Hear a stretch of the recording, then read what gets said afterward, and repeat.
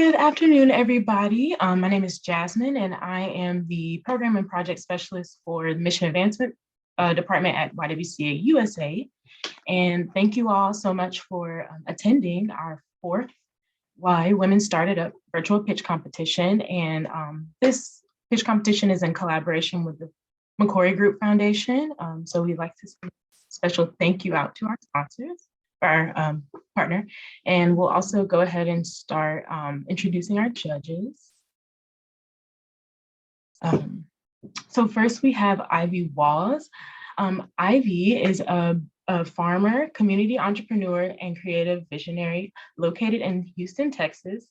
She began her journey selling apparel that praises and captures the essence of Black and Brown communities through Shop the Ivy Files, and her passion is for creating change and a sense of community in the people around her, leading her to create social networks. And now Ivy Leaf Farms, she is a graduate of Prairie View A&M University and with a bachelor's degree in biology and a minor in chemistry.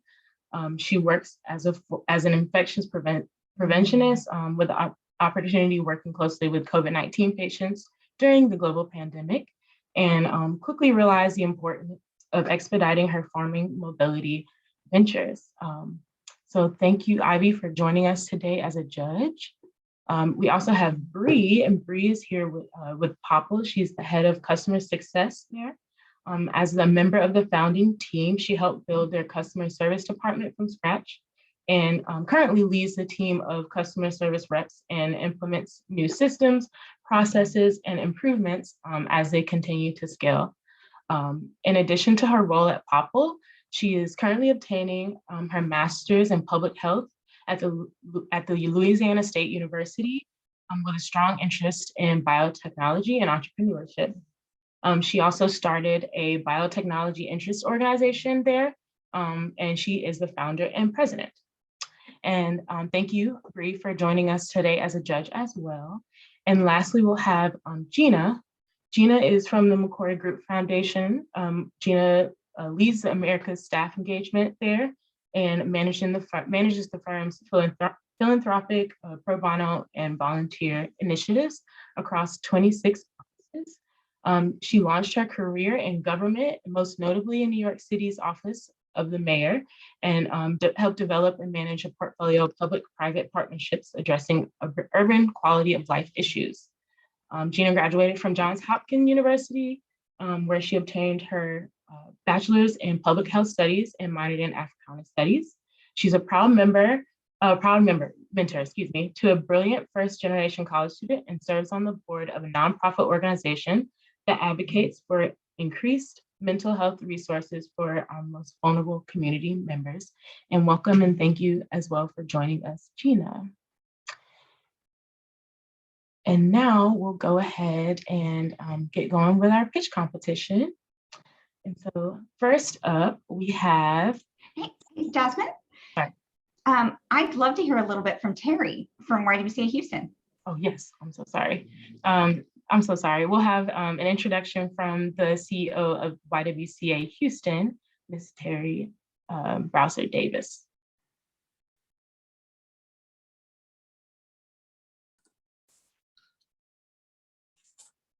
Hi, welcome. I am Terry Broussard Davis, CEO of the YWCA Houston. Thank you for attending the Why Women Started Up pitch competition. We are also wanting to give a big thank you to everyone who supported us and helped us on this journey, starting with McCurry and McCurry Group Foundation for the length of support that you went to ensure we had the proper support and resources and the funding to have a successful program for female entrepreneurs. Gina Upshaw, America's manager for the McCurry Group Foundation. And thank you, YWCA Houston, YWCA USA for their support and trust in a growing program that supports women of color pursuing their dream of entrepreneurship. And our judges panel, Ivy Walls, Bree Winhart, and Gina Upshaw, for volunteering your time. This is YWCA Houston first annual competition celebration. To tell you a little bit about the program, the entrepreneurship program helps inspiring business owners, mom and pop businesses, farmer market vendors, online sellers, artists, and independent consultants to start, grow, or sustain a business. The 8-week program is designed to help women of color overcome barriers in entrepreneurship and provide them with the knowledge, tools, and confidence to be successful business owners. Training includes key small business skills such as how to write a business plan, financing options, marketing 101, customer service, and human resources practices. The program also provides mentoring and coaching for budding business owners. We have 5 brilliant young women competing to win. First place, $15,000. Second place, $10,000. And third place, $5,000 to launch their business. And they are Alexis Harris, Kinky Beauty Club, Chelsea Full of Love Pregnancy Center, Phelan A. Lopez, Are You Well, LLC, Laurel Woods, Fitness Therapy, and Crystal Eve Maxwell, Beautiful Influence. Tonight, we celebrate your hard work and business. Congratulations to all of our inspiring and dedicated finalists. I would like to say with a heart full of gratitude, thank you all for your trust, and we wish you the very best in your business. Jasmine. Thank you so much for those awesome and encouraging words. And now we're going to get started officially this time with our pitch competition. And so we'll start off with our first contestant, Alexis Harris of Kinky Beauty Club. She's the owner of Kinky Beauty Club, which is a health and wellness club dedicated to providing services to the Black community, offering different types of wellness services like massages, facials, body wraps, and so much more. And just a reminder for all our participants, you all have 3 minutes to do your pitches, and then the judges will have 5 minutes to ask any follow-up questions that they might have. So yeah, so Alexis, whenever you are ready, you can turn your camera on and take yourself off mute and go ahead and talk. According to the American Psychological Association Stress in America reports, 63% of people of color say that discrimination has hindered them from having a full and productive life. And now these issues are increasing due to the pandemic. Imagine this: booking a massage at a luxury file you found on social media, checking in, sitting down, and the customer service seems off. The ambiance is just not right. Microaggressions like this happen all the time. The exhaustion and continuous stress has a long-lasting effect on the mind and body. Out of the 200 people we surveyed, 80% of them say that they do not seek out space for practice wellness because they do not want to spend their hard-earned money just to experience another place where they might be discriminated against. Let's face it, we need a wellness space dedicated to the Black community so we can heal, create healthy generational patterns, feel good around people who look like us, and deal with the same day-to-day issues. Therefore, I created Kinky Beauty Club. Good afternoon. My name is Alexis Harris. I'm a U.S. Navy veteran, certified nurse's aide, a licensed esthetician, massage therapist, and the CEO of Kinky Beauty Club, LLC. KBC is a wellness space dedicated to providing self-care services to the Black community. What sets us apart from the typical spa scene is that we love all races. However, our main focus is the care and well-being of the Black community. There are plenty of wellness spaces filled with people who don't look like us, even though our music, our culture, and the way we talk is very much seen and reflected in all these areas. By teaming up with 5 independent contractors, our goal at Kinky Beauty Club is to maximize profits by having more than one person provide skin and body care services, massages, nutrition education, yoga, and meditation.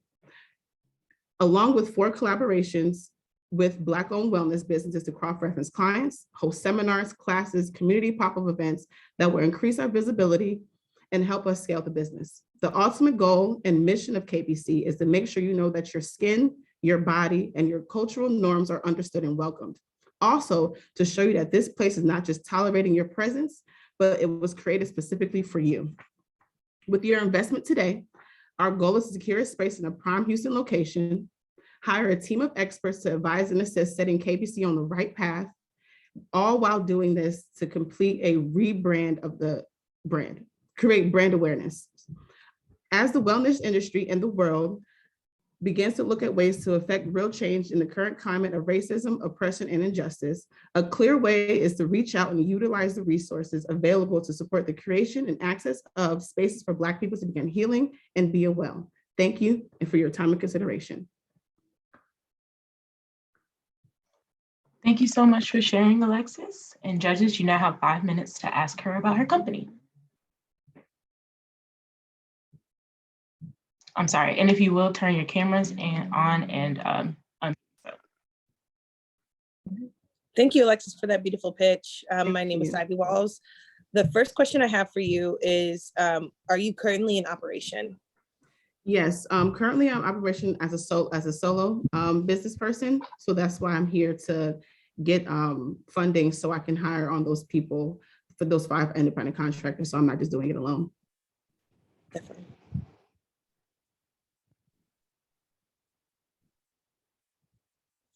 I mean, I have more questions, but I'll okay. So what has been the highlight of running this business for you? That's a good question. The highlight of it is creating community. It seems to be lacking for us. Things have, with, how the world has gone and, the climate and everything going on, we need to get back to sticking with each other. And it's important for these things because we're so stressed out. Black men and women are the most stressed out people in America, honestly, with everything going on. It's time to get back to healing and getting our bodies right and getting back in the way we're supposed to be, nice and healthy and a good peace of mind. Definitely. Thank you so much. Hi, I'm Gina Upshaw, and thank you so much for sharing. Quick question about your business. It's very clear the need and your credentials.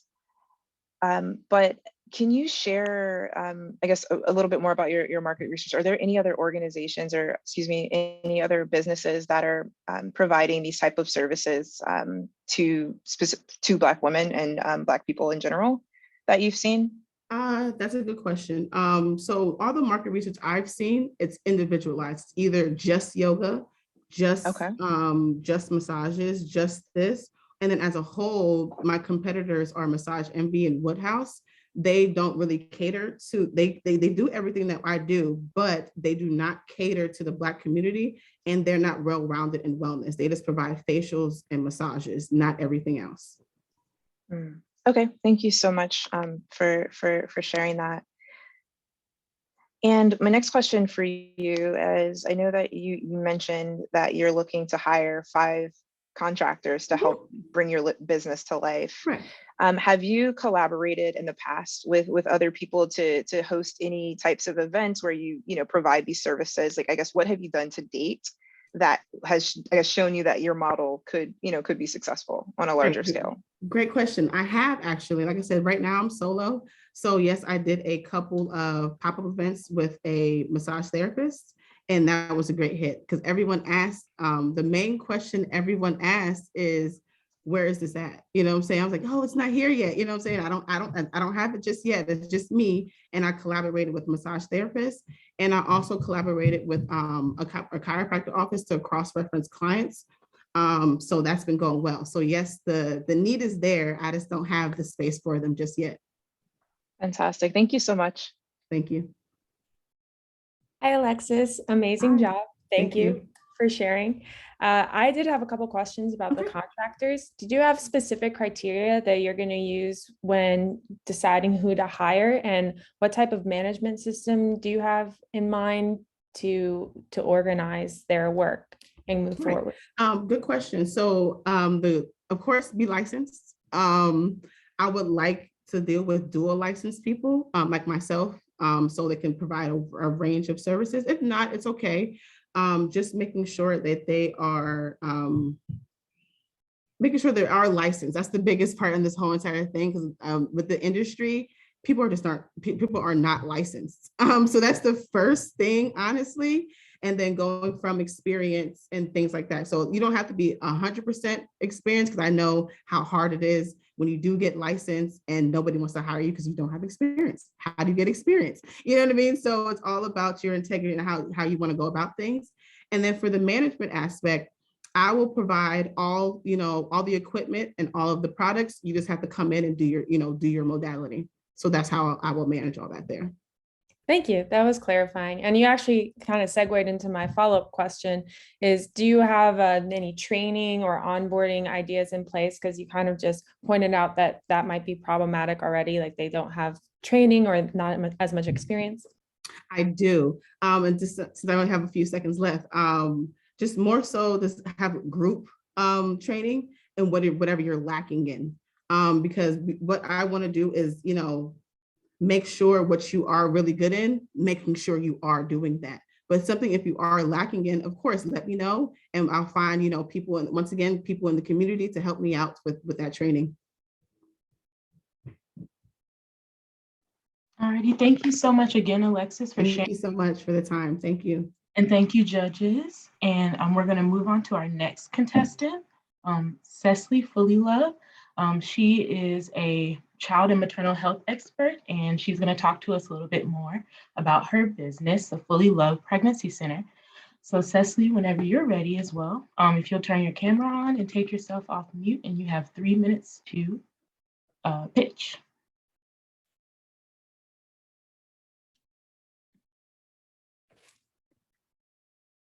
Alrighty, I'm ready. Let's face it, Black and brown mothers are at a systemic disadvantage compared to their white counterparts. Specifically in the state of Texas, maternal death is 3.5 times higher for Black and brown women than white, according to the Department of Health and Human Services. More specifically, Harris County has one of the highest rates of maternal morbidity amongst metropolitan areas in the United States. It is very clear that structural racism in the maternal industry still exists and will continue to exist unless more cultural aligned centers like mine are created. My name is Cecily Full Love. I am a childbirth educator, doula, sonographer, and founder of Full Love Pregnancy Center. Our mission is to empower, enlighten, and support women throughout every stage of pregnancy and give them the beautiful birthing experience they deserve. I myself had a tragic birth experience in 2017, and this experience quickly moved me to discover my purpose. I began to volunteer at multiple pregnancy centers and work closely with the WIC department, and I immediately knew it was necessary to create a center for the culture. So during the pandemic, I birthed my baby, Full of Love Pregnancy Center. Now, due to the continuous changes in maternal care because of the pandemic, women of color not only face miseducation about their care options, but are also being stripped from their doulas, support systems, and are often left feeling alone, ignored, and unheard. Full of Love Pregnancy Center is dedicated to transforming our industry by shifting maternal care into a new paradigm. We have changed the way mothers experience pregnancy by creating the ultimate experience. We offer a full range of products and services that are designed to support women throughout every stage of pregnancy and get them excited about birth. Our products and services include birth doula services, belly bump casting, placenta encapsulation, heartbeat teddy bears, and melanated mommy journals. One of our premier services we offer is the Love Your Bump childbirth class. During this class, we cover the stages of pregnancy, labor, delivery, and postpartum, which shifts what could be a negative birth story into more of a positive. Another service I am particularly proud of and that sets us apart from the rest is our cinematic ultrasound experience. During this experience, moms are able to share the most magical moments of pregnancy with their loved ones and build an emotional connection with their baby, all while getting the red carpet treatment. Families are able to steer away from the traditional ultrasound experience at the doctor and kick their feet up in our our relaxing recliners, watch their bundle of joy on our 120-inch big screen while being served popcorn and movie snacks. With your investment, we will be able to hire a business coach to help us better market and scale our business, create even more happier and healthier pregnancies, and hire birth workers that stand with our mission. We will continue to use our platform to bridge the gap of the lack of maternal care in our community and provide mothers with the necessary tools and resources to thrive. Now that you know the facts, help me change them. Thank you. Thank you so much for sharing your business ideas, Cecily. And now, judges, you'll have 5 minutes to ask her about her business. Hi, it's Gina. I'm happy to kick us off with questions. Thank you for sharing. Your passion is evident, as well as your expertise. So I'm just grateful to get to hear firsthand from you. You shared that a bit about your competitive advantage, that you're creating a red carpet experience for families who are going through what is historically for Black women been many times very, very traumatic. So can you share a bit more about, I guess, what your services are today and your business model, and how you plan to, I guess, be profitable with the experience that you provide? Absolutely. So as I mentioned, one of the services we provide is the cinematic ultrasound experience. So the prices for that range from $70 to $150, depending on their weeks. So we're able to make a profit because it's just paying paying our employees just the minimum wage of, to I'm sorry, but yes. Take your time. So yes, we're able to offer the red carpet experience to our clients by giving them a one-on-one interaction and just bond more with their families and friends all in one space. I don't know if you know anyone pregnant, but it's been very hard to get into doctors' offices because of this pandemic. So creating this space where they can bring their families and friends and still be safe is a new outlet for them. And our clients have definitely appreciated that and had the great experience from that. Thank you for that. Absolutely. Hi, that was an amazing pitch. Just the energy was great. I agree. I had some questions about the ultrasound specifically. Have you thought about having any, or do you take insurance for some of these ultrasounds, which may be covered to help reduce costs, or is that something that you're thinking about? I was also just wondering about the costs associated with that and if that could increase profitability for you.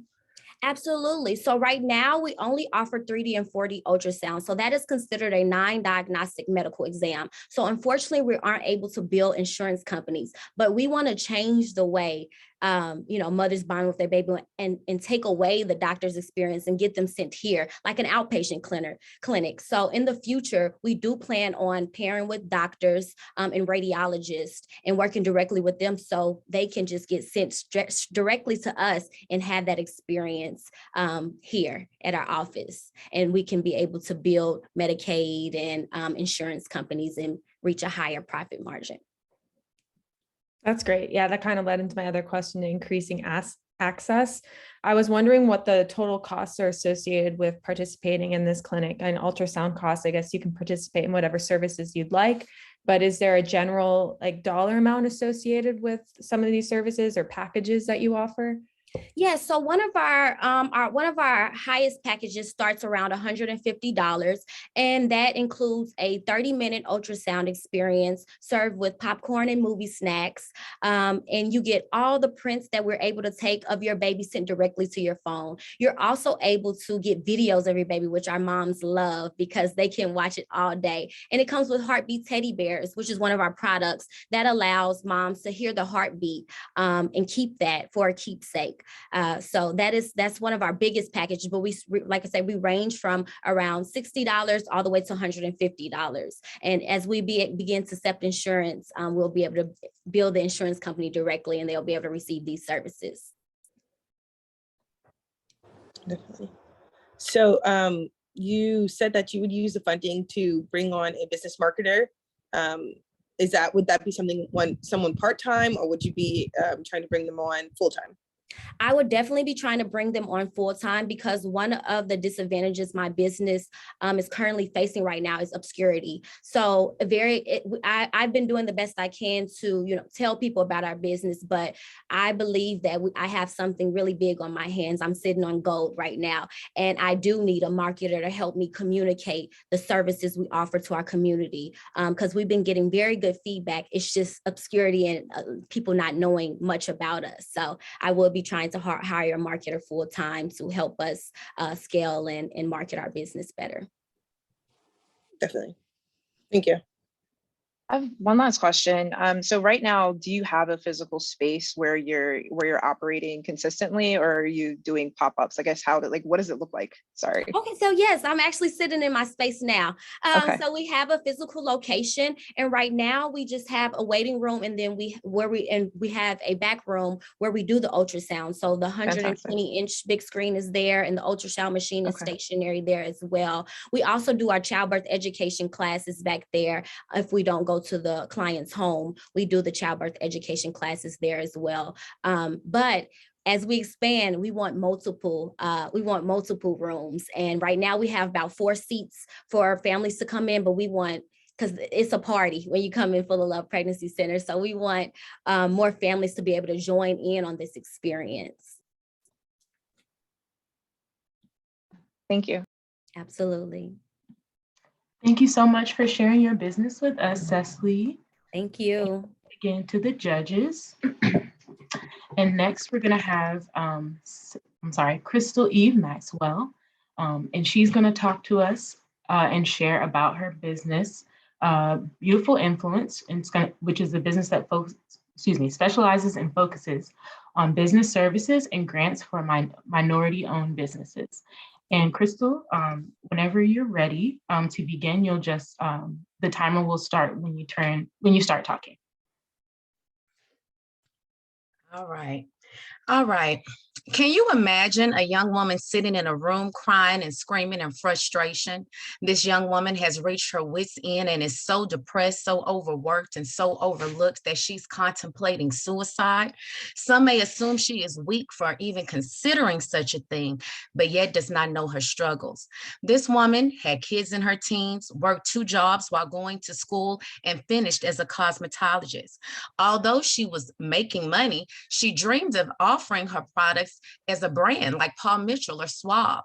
She tried to join networking groups, Facebook business groups in hopes of gaining knowledge, exhausted all her savings and trusting people to assist her with those needs. She was scammed, duped, and deceived. The last straw was her going to Instagram and seeing the very product that she was working on being pushed and promoted by someone else who did not look like her.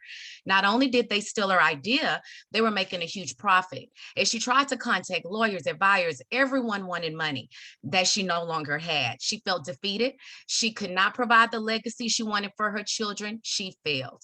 This is the story, a true story, and it's from one of the women I have personally helped with the Beautiful Influence Project. By providing her with a safe place to vent, relate, and express herself, she was able to find hope and purpose again. Her story is my story and so many others in reference to life appearing to be equal, but truly not equitable. I could go into the numerous statistics that show African-American women in particular are the most educated group across all ethnicities, yet we are the lowest in ownership, sustainability, and profitable businesses. Beautiful Influence is a progressive business program dedicated to serving minority-owned businesses and all their needs. We serve these businesses by providing custom tailored solutions that will ultimately help them grow and succeed in their industry. We work with our clients to understand their businesses and needs, and we offer those services to match those needs. We offer access to digital networking, insights from experts, connection to buyers, investors, and more. We preach, teach, and apply group economics here. There are almost 7 million minority-owned businesses in the United States and generate over 1.4 trillion in revenue. But there are still many challenges these businesses face, from the lack of access to capital and resources to being overlooked by potential buyers and sponsors. I am asking for an investment to solidify a designated workspace for the entrepreneurs in training, along with material, supplies, resources and equipment to adequately train an individual in business.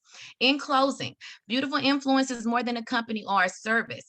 I am pursuing entrepreneurship by effectively teaching entrepreneurship.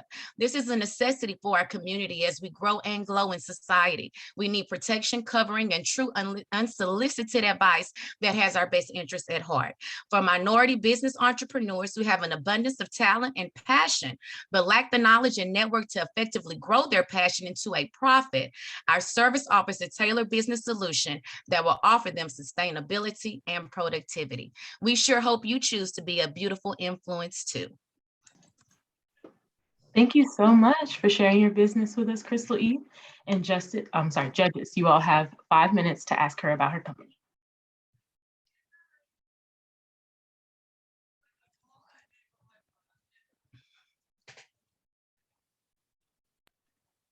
Great job, Crystal. Thank you. So my first question would be, so you charge for your services, correct? For the That business, is- so it's business to business? Yes, ma'am. Business to business. Yes, ma'am. Okay. And so, I was going to say, just to piggyback on that real quick, because I deal with a wide demographic, socioeconomic backgrounds, I do scale my services for each client. okay, perfect. And so with your using the funding to open up a space, will you charge for those services, or is this a space for you to do your work offline? I do already currently have a space. I have converted a home office space, and then I also have a commercial space that I partner with some community business owners, because commercial space is so high right now, you guys. But I would like a true dedicated training space, because we do have entrepreneurs that come from so many different backgrounds. And so I would like something dedicated also that's not just my personal home too, but they've been enjoying it. They are so happy to anybody's caring to take that time. They would, if I pitched it on the side of the street, they will come. Love it. Thank you. Hi, Crystal. Amazing job. Thank you. I do have a couple of questions. So how do you acquire your clients? Not in terms like marketing, what does that look like for you? Right now, to be quite honest with you, most of my client actually comes from referral based, from the clients that I help, and then their success stories are them making progress in an issue that they've been trying for so long. They are my best advertisers and marketers. However, I have a professional business page, and I do promote things through social media, and as well as at the on-site community centers or events that I attend. I absolutely do the face-to-face marketing, but referrals and me being good and delivering has honestly been how I'm getting most of my referrals. Got it. And a couple of related questions. How many clients do you currently have? Do you have any employees, or do you plan to scale? Like, how would you plan to scale if you receive funding? That is great. And that is exactly why the dedicated workspace, for one, is a need. And then that would be my next challenge to tackle, is replicating or duplicating myself. Currently, I do have a couple partners that I work with, and I also have a team of business owners that come in and actually teach those services. So it's not just me by myself. I have, real estate agents that come in and that teach. I have, cosmetologists. I mean, the list goes on and on. Restaurant owners that come in and share their knowledge through me organizing this project. So it's not all on me. However, when it comes to grant writing, it's me. I definitely need to be able to train some others on how to effectively do that. Thank you. Oh, and you asked how many clients I currently have. Currently, right now, I have 20 clients. I am currently waitlisted for this quarter, and next quarter, that's when I'll start on my others. So I am to capacity right now. And in total, I've serviced over 54 organizations or individuals. Congratulations. Thank you. This is really incredible, and I really like that you shared that you're supporting entrepreneurs while you're going on your own entrepreneurial journey. Can you share a little bit more about your background and I guess why you chose to do this?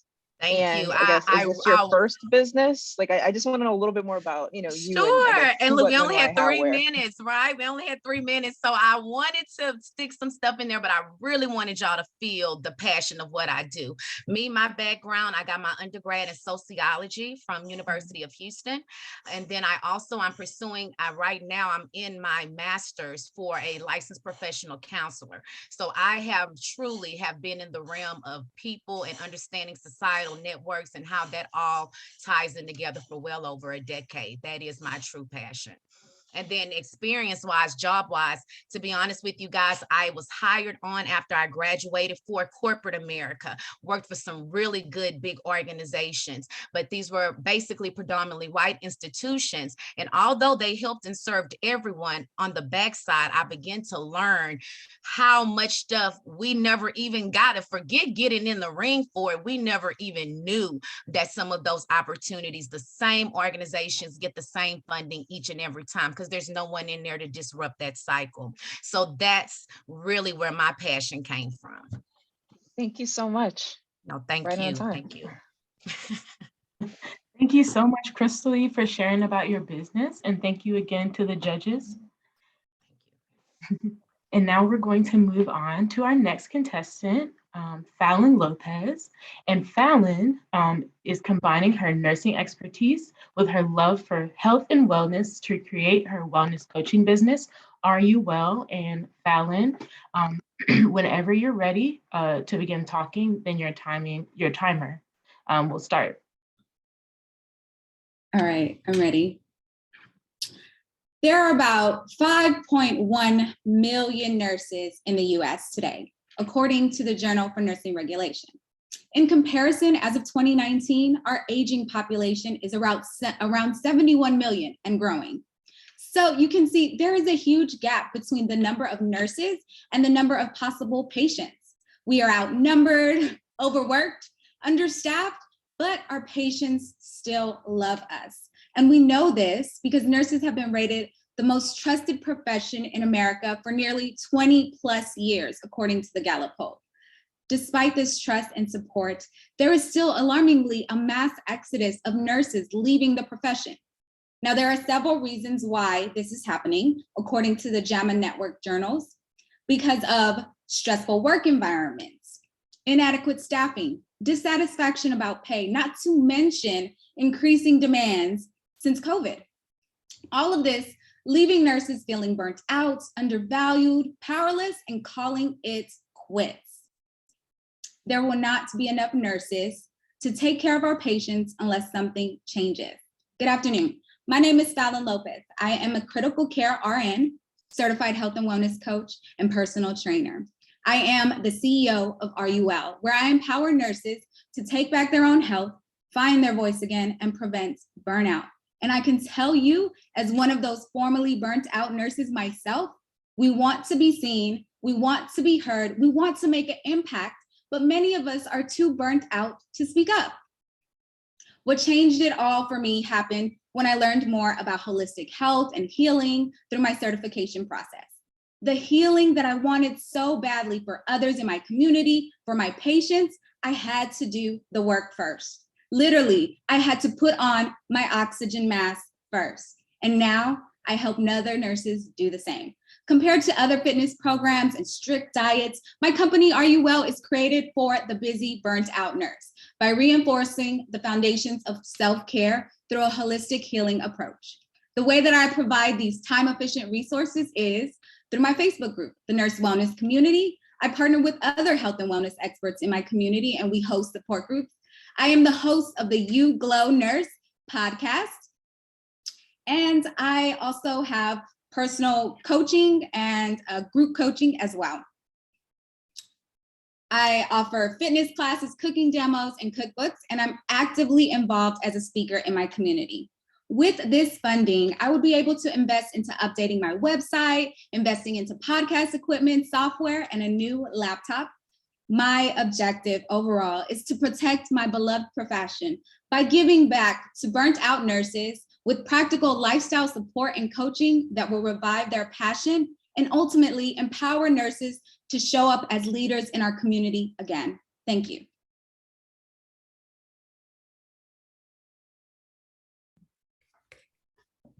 Thank you so much, Fallon. And judges, you have 5 minutes to ask your questions about her business. Hi, Fallon. That was awesome. I personally just love your mission. I'm in medical school and training to become a doctor. I'm already burnout. So this is so needed. I just had some questions about how you incorporate these different themes like your holistic healing and your fitness programs into one. Are they separate services? Are they combined? What's the cost associated with this? Is there a program and is there a timeline with that program? Just kind of logistic questions about your services. Yes, definitely. So I do offer a range of different services. So I have some services focused on nutrition, and then of course the holistic healing part. So I call that my Wellness Warriors program. It's a 12-week program. I walk nurses through this mind, body, and soul experience. Like I said, it's not like the strict diet or this fitness program. It's not like that. It's this holistic approach. So we're addressing the mindsets that are holding people back from making the healthy habits. And then I'm giving people the tools like nutrition and fitness, walking them through what is needed to keep up these healthy habits. And of course, so that's one program. And then I'm also launching a new one, the Be Fit and Be Well program. It's a 12-week program focused on fitness and then the mental aspect, the mindset shifts behind it, giving them journal prompts, focusing on showing up every day, keeping them very accountable. And that one, the Be Fit and Be Well program, is more focused on fitness. So I have nutrition programs, holistic healing programs, incorporating all three, the fitness, food, and faith. And then I have more of a fitness forward program, 12-week program as well. And those programs range from $699 to $999. And I offer payment plans as well for my clients. That's great. Thank you. And do you have any outcome measures for success, or do you use testimonials, and do you incorporate that into your marketing materials and acquisition strategies? So right now, I'm still in the beginning stages. I started in 2019, but I shifted really in 2020.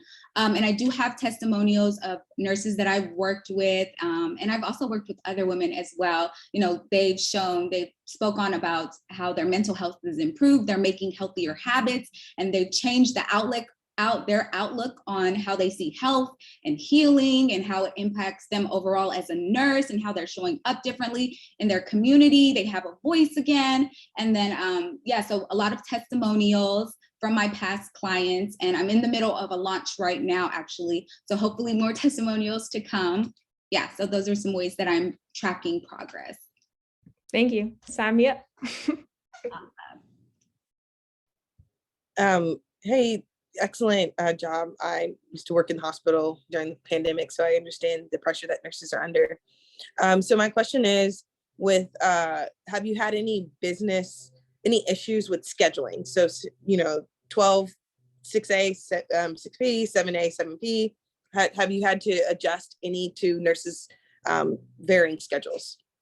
So the way that I do it, thankfully, I am still working full time. Through this whole process, I was able to revive my nursing passion. I was like about to quit. I actually started my business as a way out. So through the whole wellness and healing and everything like that, I was able to revive my passion. And I found another outlet for me, a different way of doing nursing. But I had to find a new schedule, something that worked for me. So I work Monday through Friday at my full-time job, and I see clients before work and after work. And I just, pick whichever days work for them. And I'll have sometimes Saturdays open and available for meeting for the workouts or the classes or whatever. But that's pretty much my schedule, and that's how I serve them. And then I have videos. I give a lot of my resources, the things that I want them to learn, I let them learn on their own. So I let them have a walkthrough plan, if that makes sense. Definitely. So so is your scale for only your schedule, or what does future look like for you? Is this a hospital contract? Is it, are you just trying to build clientele? What does long-term look like for you? Oh, I love that question. So scaling, I would definitely love to launch my program in hospitals, clinics, urgent centers, anywhere where nurses are getting burnt out, and even into universities. So I'm actually in the process of working with my alumni, PVAMU. I think you went there as well. So I'm also working that out, hopefully to speak at my alumni and just provide resources, just, and get myself out there, my services out there, but really being in the community and sharing that with them is going to help me scale. So after I get, that's my plan to scale. And then also I would like to mentor other nurses to becoming wellness coaches as well. I see them helping them navigate the entrepreneurship and how to network, because these are things that we did not learn. Wellness and holistic healing. No, we know about diagnosis, how to treat, but all of these things, I did not learn them until outside. And so I've been getting a lot of feedback from nurses like, hey, I want to do what you're doing. This actually might help me, revive my passion too for nursing. So those are some ideas for scaling. I have a couple more, like a smoothie station, bringing that to the hospital, ebooks, and speaking more at events and universities. Like I want to speak more and merchandise. Like I got some ideas, y'all. Perfect.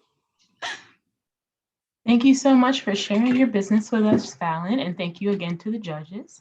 Thank you. And we're going to move on to our final contestant, who is Laurel Woods, and she's going to talk about her fitness therapy business. She noticed a gap between life desires and taking actions, and the benefits of weight training and motivation coaching combined is the perfect recipe to navigate through life confidently. So Laurel, whenever you're ready to start, the timer will begin. Okay, I am ready. Good afternoon, everyone. My name is Laurel Woods, certified personal trainer, motivation coach, and founder of Fitness Therapy Training. Fitness Therapy Training is an app that uses a life coaching approach to fitness. In my 4 years of personal training, I noticed that clients' personal lives were naturally shifting within 3 to 6 months of starting their program. They were experiencing shifts in many areas of their lives, which caused lack of motivation.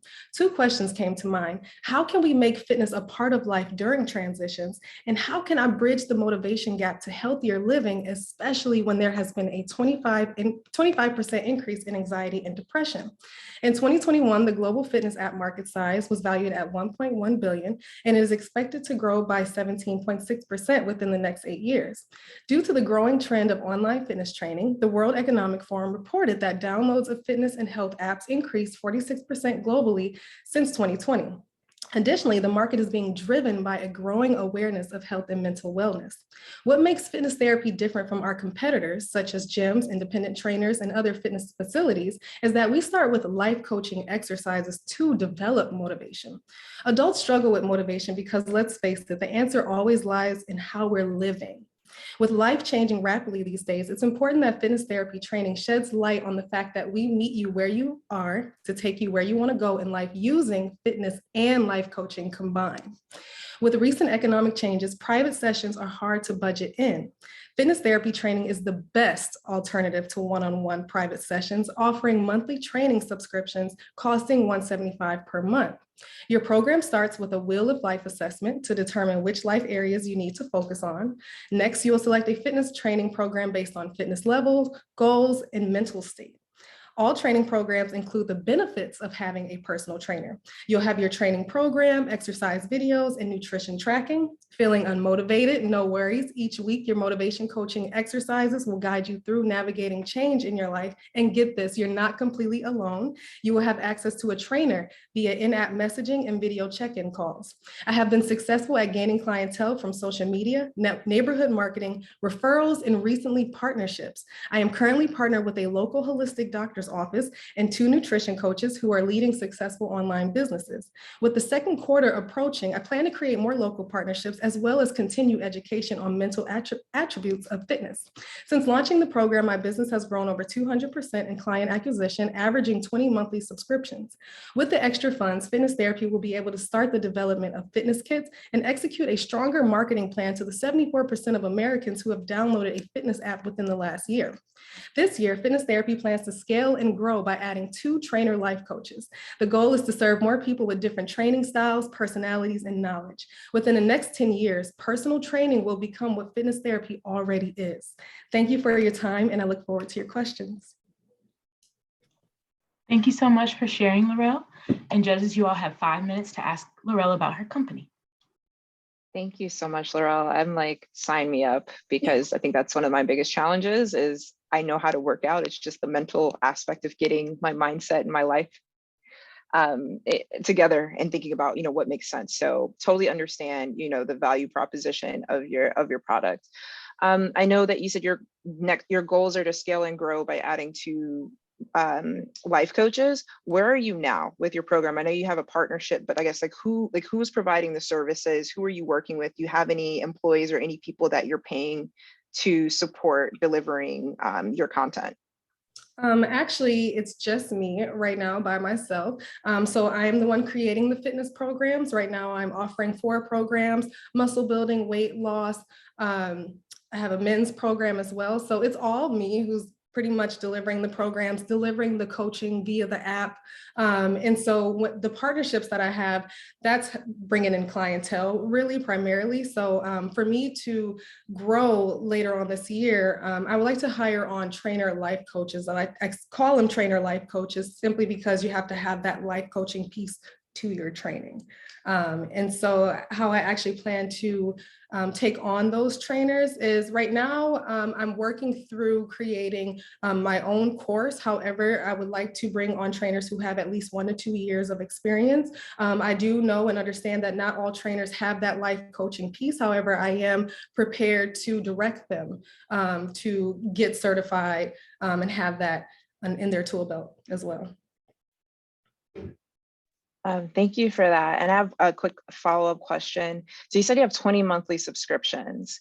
Is there like a flat fee for the service? Like how does it work if I want to, get involved and participate? Like, what does that look like? Yes. So what you would do is you would purchase the program, which the program just being the life coaching and fitness together. And so then you would pick, a program based on your goals. So say your goals are weight loss. And so you'll have your weight loss program. And so that flat fee of $175 covers the app usage. It covers your fitness guide. I include a 28-page fitness guide. It covers your video check-in calls. It covers your training one-on-one, not necessarily one-on-one, but messaging, I should say. It would cover that. So basically that 175 is pretty much covering the entire program on the app. Okay. Thank you. Mm-hmm. I had a quick question. A great pitch. I loved having the numbers for context. I thought that was really good. So what do you have an in-house software team that's worked on your app, or did you contract someone? Is that going to be ongoing because you'll have app updates and customer service associated with that? Yes. So I currently use a training software called EverFit. And I love this training software because it allows me to combine the two. And so I'm able to have that fitness piece on there as well as shoot over the motivation coaching exercises as well. And so one thing I love about the EverFit software is it's customizable. So I was able to change my app icon. It's branded in fitness therapy. Now, what I do see in the future is me creating my own app, just designing out that platform to work smoothly. This is working smoothly, however, it's just working for right now. It makes sense for right now. I'm doing well with it. And I love that the app does allow me to go into so right now I'm in the pro plan, and they have a studio plan where I would then go to when I get more clients, simply because that's for, gyms and, larger companies. So right now, EverFit is working thoroughly, but in the future, I would like to develop my own app. Thanks. I have one follow-up question. What's the target demographic? I know you're trying to target 74% of people who download fitness apps, but is there something like more niche, or who are your current customers? Right. So my current market is 25-year-olds to 45, specifically online. That's where I've had success with. Primarily, my clients actually are more so in the 40 to 50 range, which is interesting. Now, of course, this is for any and everyone, but those who have lived a little bit more life so that, we can kind of work through the kinks. So primarily for everyone, but target 25 to 45 for online.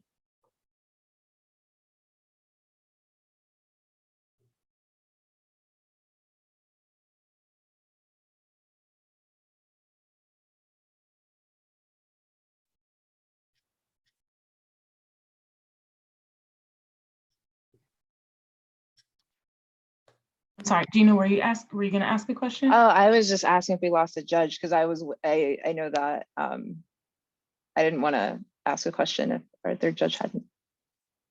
Oh, And no, we're out of time now. yeah. Yeah. Well, Sorry. thank you so much for sharing your business, Laurel, and thank you again to the judges. And thank you to all of our participants. Thank you so much for sharing your businesses to us. And at this time, we're going to ask that our judges excuse themselves to deliberate on our winners.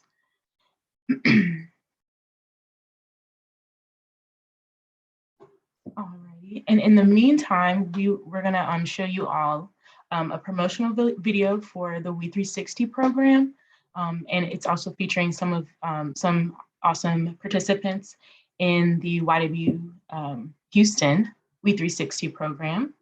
So we'll just present that to you all, and we'll return in just a moment. Women of color account for only 39% of the United States population, but make up 89% of new business owners. More than ever before, women and women of color are seeing their chance to make it in America, and they're taking it. But all too often, these women lack the resources and support necessary to succeed. And with the addition of COVID-19, it's become even more difficult to get their businesses off the ground. That's why YWCA USA launched Women's Empowerment 360, a national program designed to put women and women of color entrepreneurs on the path to starting and maintaining successful businesses. We360 is for any and all early stage and women and BIPOC entrepreneurs dedicated to launching and sustaining a business by offering training in business planning, finance, marketing, human resources, and sales. Through virtual courses, mentorships, and economic development services designed to increase the number of women and BIPOC-owned businesses, We360 is a force for progress. Women's Empowerment 360 puts women and women of color entrepreneurs, fearless leaders, and innovative shakers on the path to starting a successful business. Their content calendar that they have for us, the template is really helpful because it breaks down your content like to a T, to the point where you're like, okay, what category, like what subjects am I focused on? That way, like you just have a clear thought process. Mapping out my quadrant and just talking it over with Priya has been so beneficial. And I'm sure all the coaches are cool because I've had sessions with Marcella.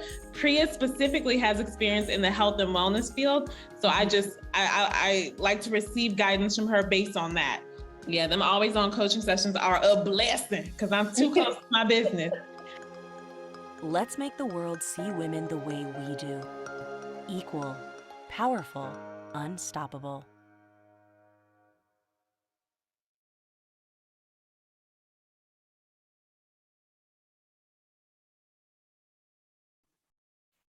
Alrighty, and now I'm going to introduce Nikki, who's going to introduce our guest speaker.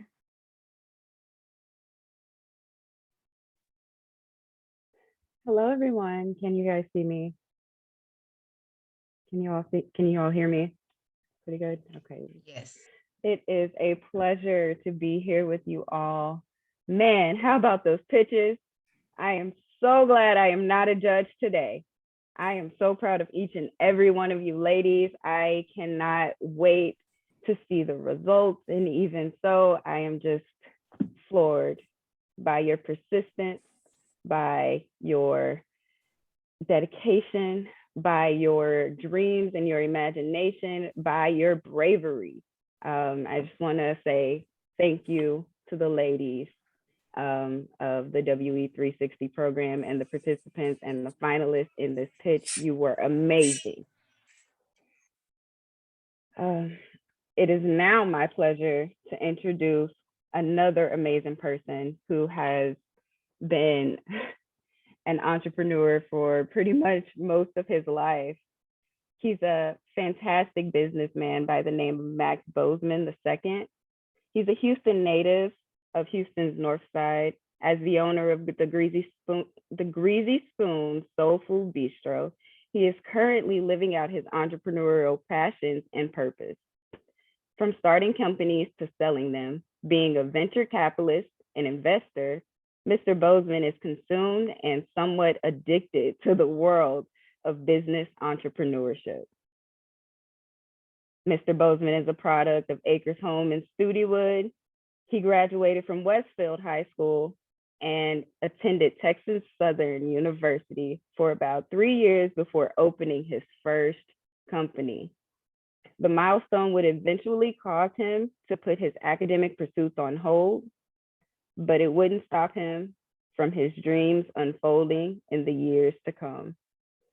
Everyone, it is my pleasure to introduce Mr. Max Bozeman. Thank you so much for being here. Thank you so much. I appreciate it. I was listening to you read that bio, and it just made me think about the last 19, 20 years. And I've been doing this a long time, I guess. But to see these ladies on today, pitch, it's kind of reignited something even in myself. I feel like I need to go open something up.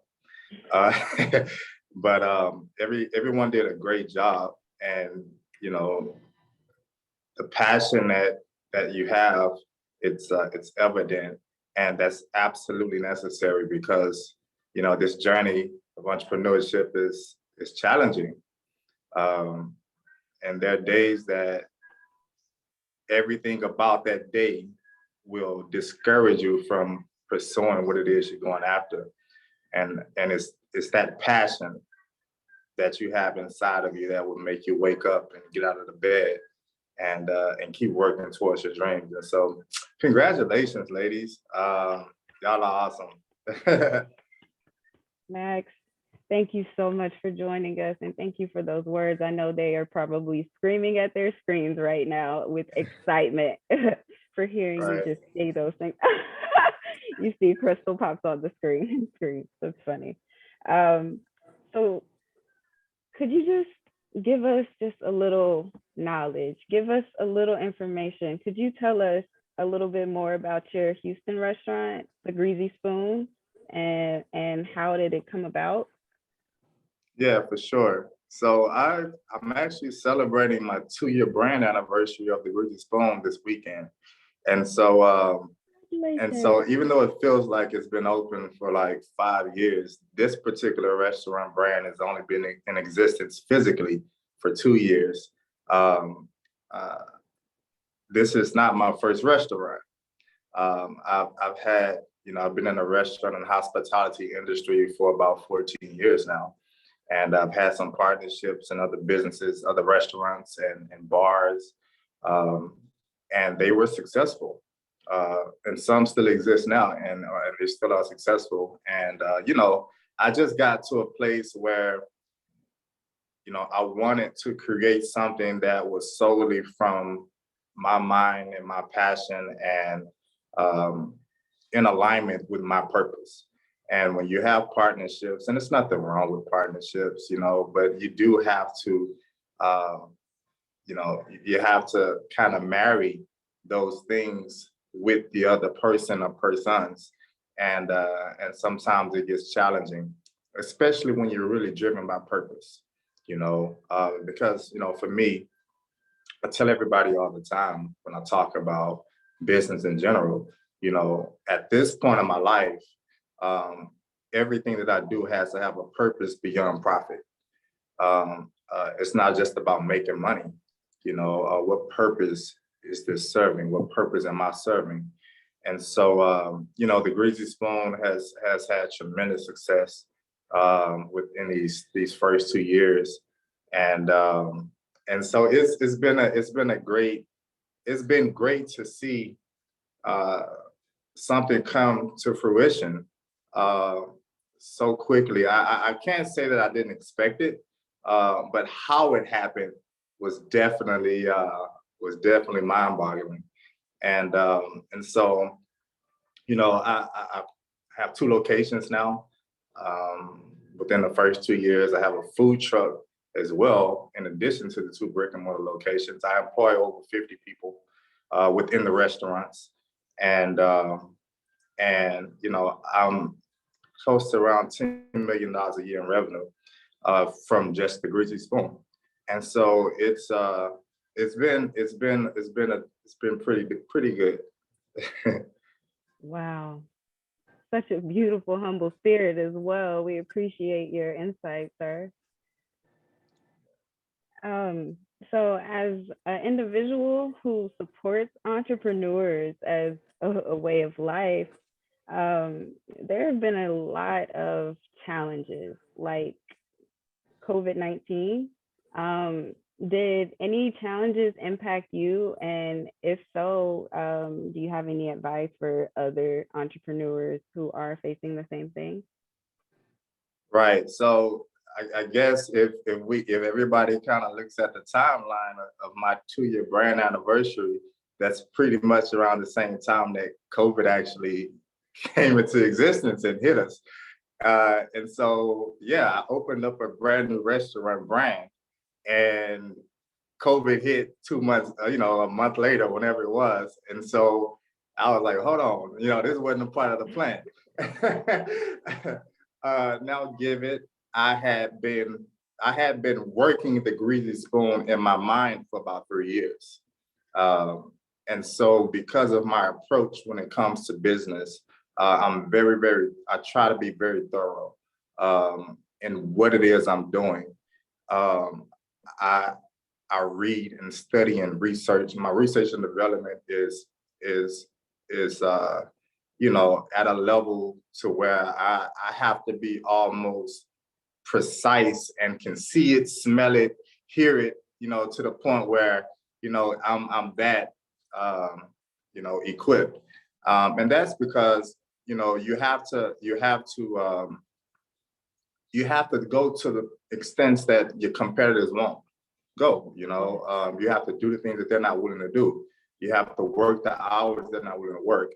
And that's, what sets you apart. And so when COVID hit, I had a great brand, but then I was, hit with a challenge that had nothing to do. It was an external challenge that didn't have anything to do with me or the business. Right. And so, but I had been in business for years, and some things were innately in me. Others I learned just from, observing others. And I was able to really create something great even within the pandemic. And so while other restaurants, were forced to close up, and even corporate companies had to shut down, I was able to thrive in it. And COVID didn't affect me. I even, took the opportunity to be a blessing to the community during that time. I gave away, free food to hundreds of people. I gave away money, to persons who were, out of work, and who were challenged because of the pandemic. But really, honestly, COVID wasn't the biggest hit for me during that time. Out of the blue, I also got diagnosed with stage 3 colon cancer. And so, right after COVID hit, I find a way to navigate through the pandemic and still, operate at a high level. And then, my world gets knocked upside down and I get diagnosed with cancer. And so that was different for me, because this was the first time in my life where I didn't have control. It was nothing about who I am, how much money I may have had, who I knew, what family I came from. Nothing mattered when it came to this. This was something completely out of my control. And it was the first time in my life where I really had to, figure it out and exercise a level of faith and trust in the systems that I've created. And it changed my perspective on life, And so Absolutely. I don't know if I'm supposed to be going into that right now or not. Yeah. So, I mean, if you feel comfortable, feel free to share. Feel free to share. So, you might inspire someone. Right. And so, I was, 36 at the time. I was, 200 pounds, all muscle. I worked out daily, sometimes twice a day. I just thought I was Superman. And up until this point, there was nothing about my life that suggested that I wasn't, You know, I mean, I ain't saying I was him, but you ain't know, I ain't never seen him and Clark Kent in the same room. You know, that's what they Oh used to yeah, tell never seen you two in the me. same And room.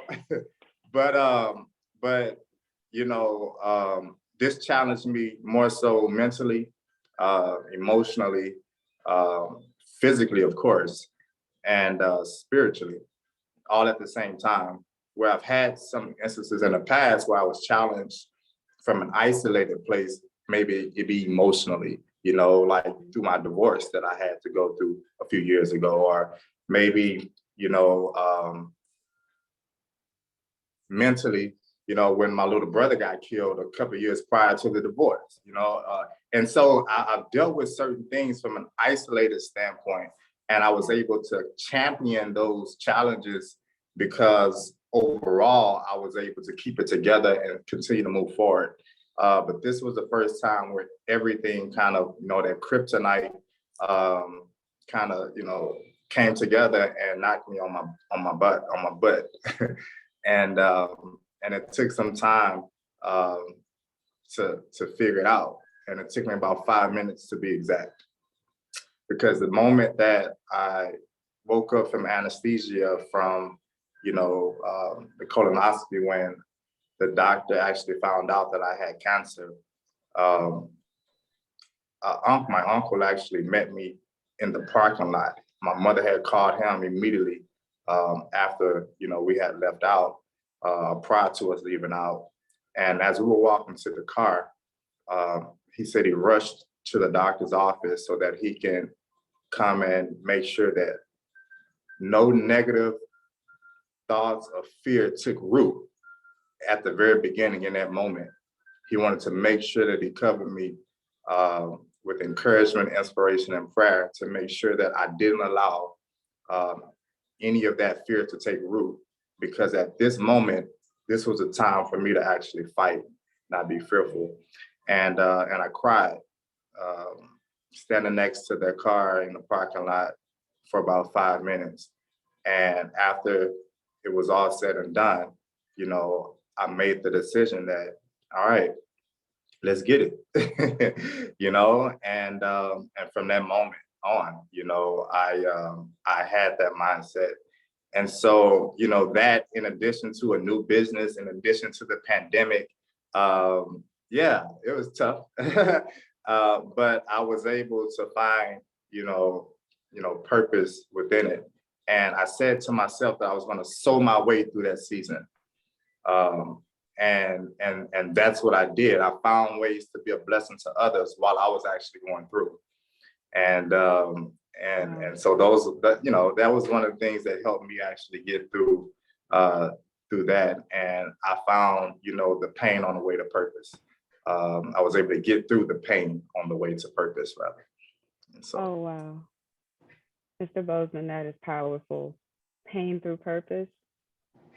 You thrived in adversity. You right, opened your heart when you didn't have anything to give. right. Wow, that's phenomenal. You're a hero, so to speak. So Superman, hero, we appreciate you. No, thank you. We truly appreciate you. That's so inspiring. Wow. Thank you. Oh man. You mentioned in a previous conversation that we had before that you had the Greasy Spoon isn't your first entrepreneurial venture. You've had Right. actually several. And could you give us kind of a little information about those and a little bit of information about maybe a time where you started a business or something and it turned into something else? Right, for sure. And so the first business that I got into, it was a convenience store. It was a neighborhood store where my family has a church and some other businesses along the street. And so it was a place where I was at a whole lot, I guess. You know, my family used to make me go to church 4 days a week. And so, you know, I would walk over to this store, you know, pretty much every time I was in the area. And I grew to know the owner of the store, he was Pakistani.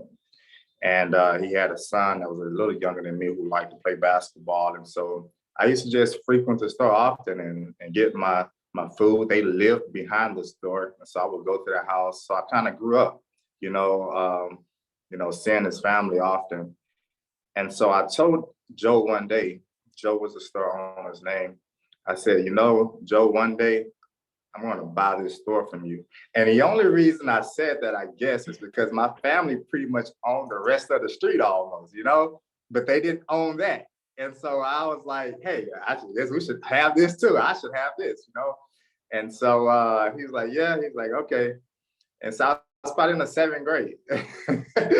And so what's crazy is I'm going to TSU at the time, and I've had continued to do things, through my teens. But when it comes to being a valuable entrepreneur, I don't count the other things, even though it just kind of helped nurture me, and being a part of, businesses that my family has, it was just kind of prepping me for my own journey. And so I'm 19 years old and I get a call from Joe, and Joe says, hey, Max, you remember you told me years ago that you're going to buy this store one day? I say, yeah, I remember. He said, all right, well, today is your day, because I want to sell it to you. So, so I was like, what? Wow. And so I thought about it, and Joe wanted $20,000 for the convenience store. I didn't have $20,000, I don't think, at the time. And so I was trying to figure out how I was going to get the money to be able to buy this store. And my family, I don't even know if I asked. I'm not one of those persons that asks people for anything, honestly. I just try to figure it out. I do what I have to do to figure it out. You're a giver. And so, I'm sorry? You're a giver. Yeah, and so I mentioned this conversation that Joe and I had with a mutual friend who owned a construction company. And he used to come to the store all the time and hang out. Some of those neighborhood stores are like hangout spots, right? And so this guy, I knew him personally, he knew me. And I mentioned this to him, and he actually went behind my back and had a conversation with Joe to buy the store, right? And so I find out that he did a deal with Joe, and he made it seem as though we had discussed this to Joe. He made it seem to Joe like, hey, I'm going to buy the store, Max and I, this and that. And so he cut under me. And when I found out about it, I addressed it. And even though I was young at the time, I still had a lot of influence. And people always looked up to me to a certain degree, mainly because, people kind of judge you from the stock you come from, and then how you carry yourself and how you operate. And so I've always been the way that I am now. And so I said, okay, that's fine. I took it as a lesson to never talk ahead of time, and discuss certain things that I'm thinking about doing until I actually have it in my hand, because had I never mentioned it to the guy, then he wouldn't have known to even go to Joe to buy the store. So I put it back on me, a lesson learned. Man, a week or two later, he called me. He said, hey, Max, I want to meet with you. This is the guy who stole the store from me. I said, meet with me for what? He said, because I need you to partner with me with the store. I said, what you mean partner with you? You already bought the store, I mean, what are you talking? He said, well, yeah, I bought the store, and but I can't run the store. I have a construction company. Everybody in the community, everybody knows you. This is a community store. It would make more sense for you to. I said, yeah, it would. So you should have never bought it, And so I turned them down initially. And then finally I thought about it, and I said, you know what, Max, you're letting your emotions take over, logic and what you really can create in this situation. What you have now is an opportunity to have equity in a store that you had to put no money up because you didn't have the money in the first place. And so now you can turn what was meant to be bad to work in your favor and have equity and own, you know, part of the store, and you had to put no money up and you're able to still operate at, you know, in the places you wanted. And so that's actually what happened. And I did the deal and I kept it. And until we sold it. And then I actually bought a gas station up the street.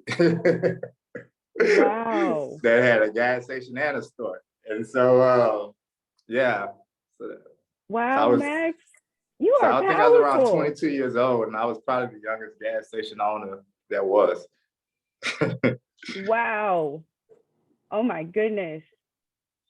Sky's the limit, huh? It's you against you, isn't it? It has to be true. Because the way that you self-reflected and redirected your path onto something greater, wow. We don't typically take the time to look at ourselves and to look at the decisions we make. We make based off of emotion. That's a really teachable moment, is to think, take a moment to look at all angles. Wow, Max, I am so happy you're here with us today. I know that you found resilience through within. You find your resilience through within and looking at yourself and to whom you speak with as your higher power. But I want to know, from an entrepreneurial standpoint, where did you find resilience in keep going as an entrepreneur, through the different ventures that you've had, through the relationships that didn't work out, through the loss of your brother, through the loss of your divorce, through things like that? Where did you gather the strength to keep going? And how did you apply that in entrepreneurship to keep going as a serial entrepreneur? Yeah, I think that, you know, I think by human nature, we're uphill climbers, just by human nature, you know. We always strive to get to the top of the mountain. And then when we get to the peak of the mountain, we see another mountain that's a little higher. And so we look to try to climb that one. And I think there's beauty in that because it keeps us going every day. It keeps us driven. It keeps us, you know, motivated to wake up and create change and make the world a better place through our role. You know, for me, absolutely. You know, serving people is my passion, and not just serving people, but you know, I want to make the people around me successful.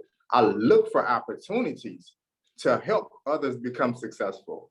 And so I have to continue to do what I'm doing. I can't become dormant or stagnant, because now how am I affecting any change? You know, how am I helping the next person achieve their dreams? How am I helping, you know, this person become a homeowner through being employed by one of my brands? How am I able to allow this person to open up their business if I stop?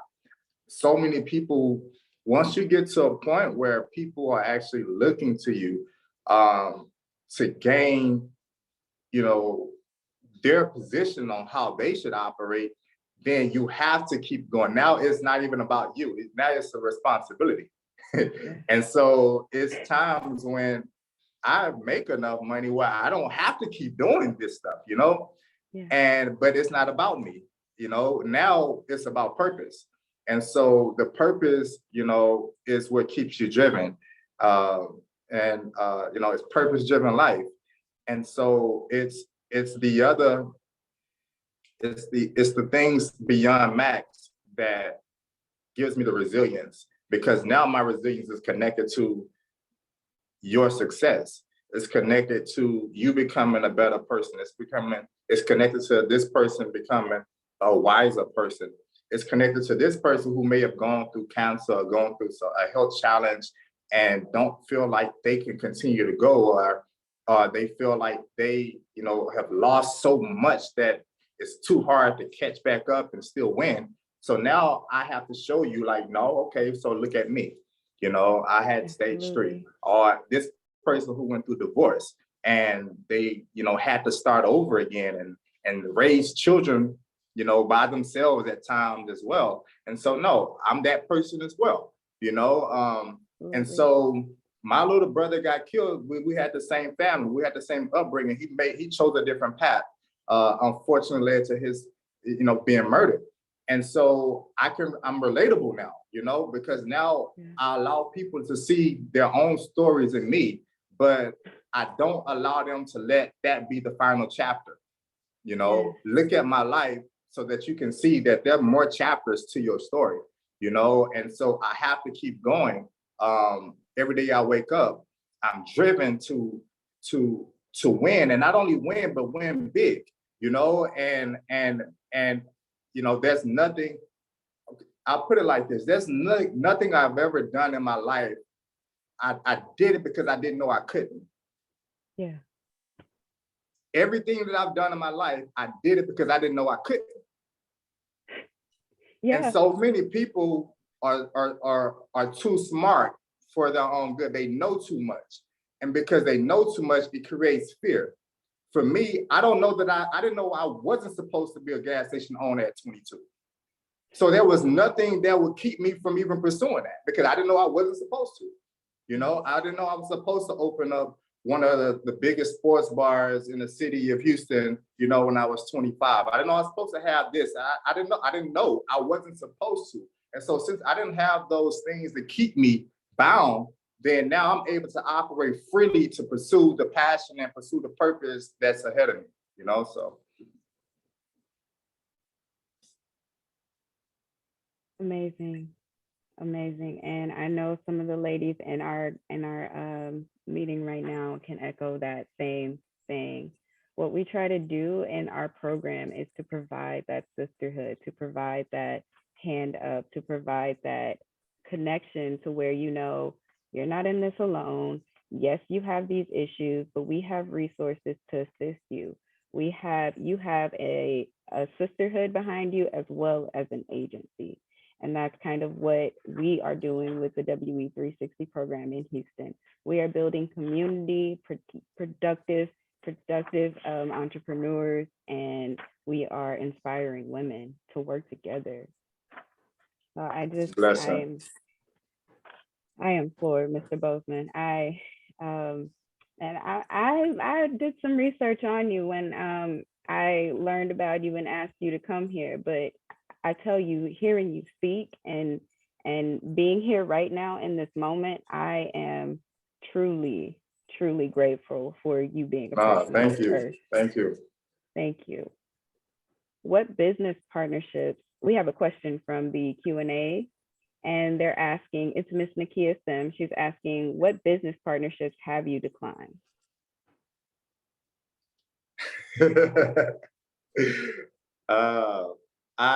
Honestly, I decline business partnerships every day. So that's a tough one.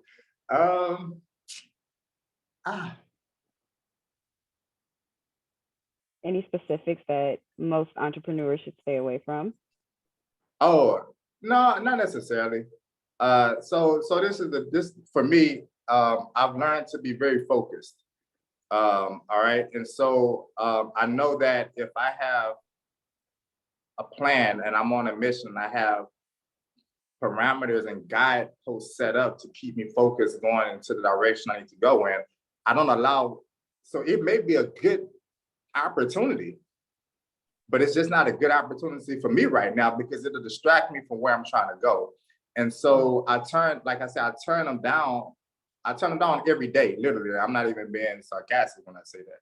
People reach out to me every day with opportunities, and I have to be disciplined enough to stay focused on what it is that's my main thing. Because people will make you feel like their main thing needs to be your main thing, And if it's not, I saw somebody just make a statement. If it's not in alignment with your vision, then it's gonna pull you away from that which is supposed to be for you. Yeah. Not what's supposed to be for them. See, what they're bringing to you is what's for them. And they'll make what's for them quote unquote be what needs to be for you, and may not be your purpose. That may not be what you're passionate about. That may not be what you need to be giving energy to. And so I've learned to create a bubble around myself and make sure that I just stay focused. And then there are times when I will be in a position where I'm willing to listen to pitches even, and I'll invest in other companies, and I'll mentor other entrepreneurs as well and help get them to a place where they can operate at a high level. So that's magnificent. It looks like that question was a two-parter. So I'm going to read the full question again. She asks, what business partnerships have you declined? Do you always trust your intuition? If a business venture causes headaches, mental decline, do you dwell in the struggle or in the partnership? So yes, I go off of my intuition. And that's not something that's not a hurried decision. That's not an emotional decision, so to speak. I actually put thought into it. And I think about, for one, what's the purpose of this beyond profit? And so I have certain things that I actually kind of ask myself to see if it even qualifies to be in front of me. And so, what's the purpose beyond profit? What's the value system of the people who are presenting the partnership? If I can't feel that they have a good value system, then no matter how good the opportunity is, I don't do that. I don't mix it because that'll only lead to strain later on down the road. And so, and then, ultimately, if I did this, and she asked the question, do you dwell in the struggle of, or the partnership, or however it was stated? And I don't force anything. I don't force anything. If it doesn't feel right, if it doesn't look right, if it doesn't sound right, I just don't force. I used to. And I've seen the results that's given me. It's caused me headache and strain and stress, because now my heart is already so big to where I don't want to get out of this with you, because it's going to hurt you if I do, but you hurt me. And so it's like, I can't save you and kill me at the same time. I have to do what's best for me, which is why I try to stay away from partnerships altogether now. I'm working to try to get myself back to a place where I want a partner, because it just helps. It helps having a team. It helps having people who are like-minded and who can, do their part in order to make sure the vision runs. When you're by yourself, man, it's hard. You have to wear so many hats, and it's draining. But at the same time, it's give and take. I don't have to deal with the outside opinions and mindsets and and values. I don't have to deal with it. I'm able to just, whatever it is that comes out of my mind, then that's what the team does. That's the direction. But I just have to believe that it's good people out there still, and I have to believe that it's people that could help, accentuate what it is that I'm doing to be able to make it operate at an even higher level than I can myself. I'm not that egotistical to think that one brain is better than two. That two hands are better than four. I'm smart enough and humble enough to know that I am better with us rather than just me. But I've had to make those adjustments just through experience, at this point in my life. Great advice. Mr. Bozeman, how long did it take you to feel as though you were successful in your entrepreneurial career? I think since I was 19. And the reason why I said that is because success, It's subjective. So I look at success a little, a little differently maybe. As long as I can wake up and put my best foot forward every day in what it is that I'm doing, no matter the gains, the profits, the accolades, the popularity attached to it, I look at myself as being a success because I'm confident enough and courageous enough to step out, on faith to do what it is that I believe in my heart, and as long as I did everything that I could in order to be the best I could in that moment, then I succeeded. Now, results may vary,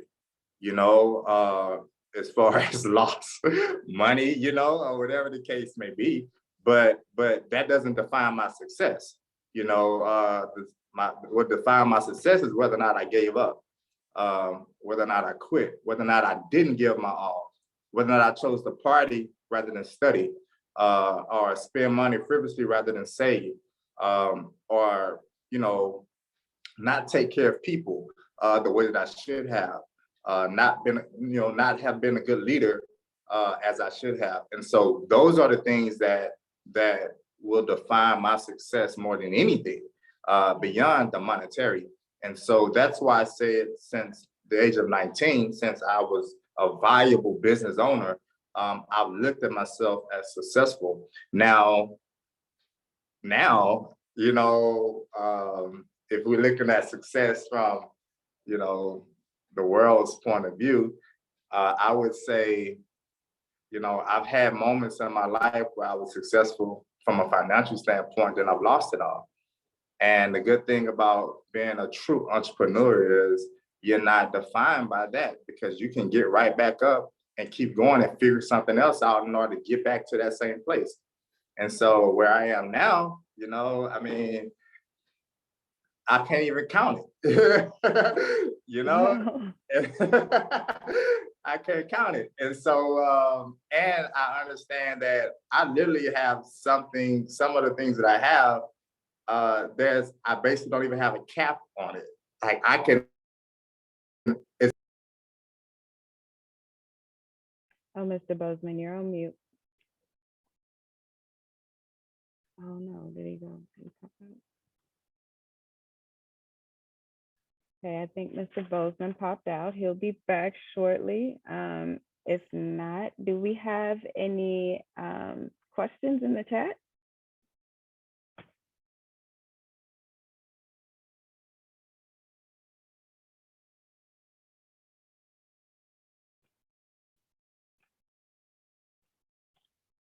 So what do you all think about those pitches so far? I'm so glad I am not a judge. You and me both. I mean, I need every service from each and every one of them. I can't do the nursing, but you make me want to go back to school. I wish we had these 5 brilliant young women back 40 years ago. Oh, yeah. I really do. I really do. But overall, they're absolutely amazing. And I'm like you, Nikki, I could not be a judge right now for nothing in the world. I could not. I feel so bad for them. I almost feel like I done set them up. I'm like, I'm gonna get them ready. Now you judge.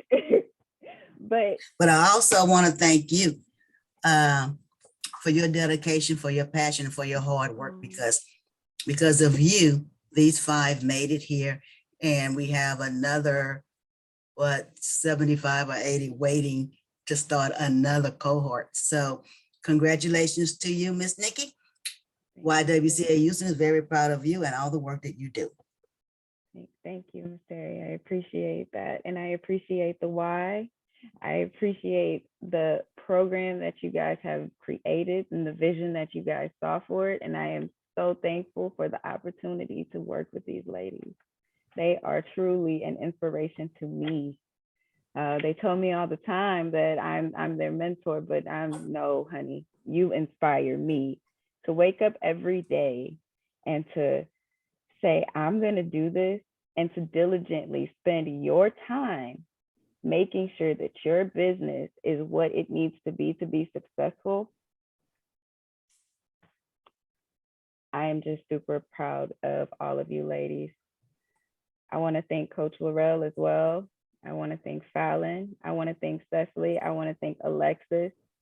The requirements to get to this part of this program took a lot of hard work. Miss Crystal, you as well. These ladies had to go through modules. These ladies had to work with mentors. These ladies built their plans. These ladies stayed up nights and nights working together on just their business and the sisterhood of the WE360 program. And at this point, I'm lost for words. These women are truly the inspiration. If you guys could just hop on, I just allow them to see your beautiful faces one more time.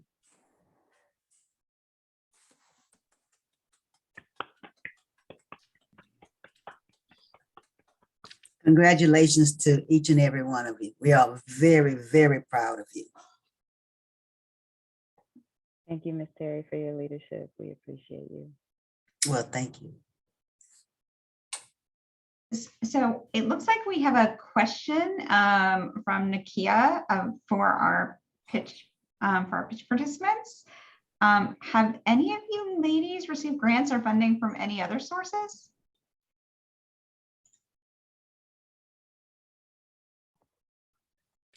I'll just speak for myself and Full of Love Pregnancy Center. I have not, but I've definitely been applying to multiple grants. So I was definitely excited when I got the opportunity to pitch my business for opportunity to win grant. I'm so grateful. I'm so grateful for meeting you, Nikki. I was just having like an epiphany of volunteering with WICA at the community baby shower and meeting Felicia and then running into you. You're like, yeah, you can join the cohort. I'm like, oh my gosh. And then we're already to here. So I'm so grateful for this entire experience because like I said, I've been, actively pushing my business and trying to apply for grants. And so this opportunity right here is everything and more. And for You me, deserve it. yes, you do. You do. And for me, I have written and received several grants on behalf of the clients that I represent. But for my actual business, no, I couldn't even get any SBA funds, PPP loan. I tried it all. And I'm just like, but I mean, once you get to understanding how grants work, they do have them for profit, why this is awesome, but most of the time they're typically for nonprofits, or you have to be willing to work with one typically. So this will be my first time if I do receive it for my actual business and efforts just to produce more business, but for my clients all the time. Thanks for sharing, Cecily. And I was like, no, I haven't received any grants or funding, but I will today, and I want to say thank you, Nikki, because I wasn't going to actually apply to this and you motivated me to do so. So I want to say thank you so much for that. Yes, thank you to Nikki. Absolutely. Yes, I really do appreciate yeah. it. I think we need a round of applause for Nikki, actually. Please don't make me cry on this topic. For real. The emails, did y'all get them emails? Yes, keeping us up to date with everything. She's a phenomenal woman. Yes. Thank you, ladies. Yes. I love you all. I'm proud of you all. No, and another thing, real quick, you guys, because again, I'm typically helping others with this, and there are many cohorts out there and fellowships that I've applied for and have other minority business owners. So for this one to specifically be dedicated to us is major because it's very, very hard, to get into these type of programs. So again, thank you to everyone, Miss Terry and Miss Jasmine. It was a lot of people that made sure that we got to this point, and so I appreciate it. Yeah, because of like a referral from a friend, I got into this program, Felicia, and I believe I referred several other women. That adds to that 85 people waiting to get into the next cohort. I mean, that's amazing because I know these services are going to help so many women. Like, I know it's life-changing. I was just saying right now to Laurel, I'm like, this is a life-changing event. Even if I don't get any funding, just being here, it just put everything into perspective and helped me bring out my passion. And then having Max come on and speak, it's definitely life-changing. And I think so many other women, entrepreneurs, minorities are going to benefit. And I'm excited for them coming in. Like, I know they're ready. So that's awesome. Thank you, Nikki. And YWCA, of course, for putting everything together. Yes. Well, thank you. Thank you all. Of course, Nikki, I want to give you your flowers. Of course, of course. You know, for me, I was literally on the couch when Felicia reached out to me about this beautiful opportunity. I mean, literally just chilling on the couch. I was at a point where I just didn't know where the direction I wanted to go with my business. I had all these grand ideas, but just no way to structure them out. So this program has helped me so much. But Nikki, if it wasn't for you speaking life into us, and that's why we appreciate you so much, because you speak life into us. And I love you for that. I love you for that. And I thank God for you. So thank you. Yes, I thank God for you guys too. And I give you guys what you give me in return. The CEO energy. That's right, Fallon. All my ladies with the CEO energy.